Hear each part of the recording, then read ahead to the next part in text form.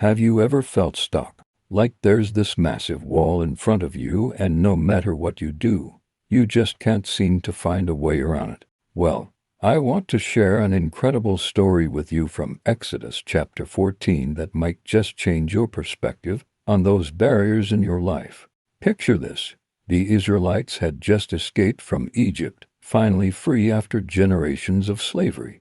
But then they hit what seemed like an impossible situation. In front of them was the Red Sea, a massive body of water that stretched as far as the eye could see. Behind them, Pharaoh's army was closing in fast, with the thundering of horse hooves and chariots getting louder by the minute. Talk about being caught between a rock and a hard place, right? The people were terrified, and honestly, who wouldn't be? They started crying out to Moses, probably thinking this was the end of their journey to freedom. But here's where it gets interesting. In verses 15 and 16, God speaks to Moses, and his response is absolutely mind-blowing. He doesn't say, "Oh, sorry folks, I guess I didn't think this through." Instead, he tells Moses, "Why are you crying out to me?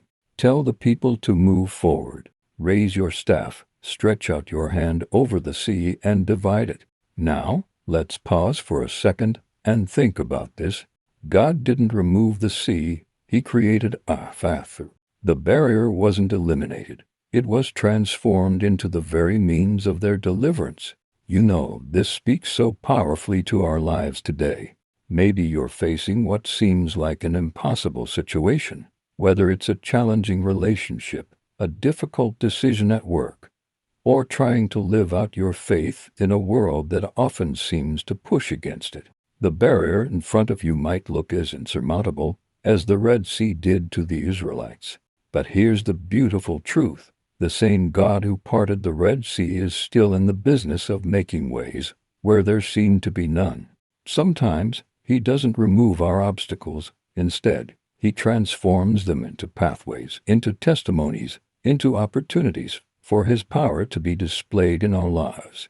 So today, if you're standing at your own Red Sea moment, remember this story. The barrier in front of you might just be the very place where God is about to show up in a powerful way. All he asks is that you trust him enough to take that first step forward, even when the path ahead isn't clear yet. Because sometimes the miracle doesn't happen until we move.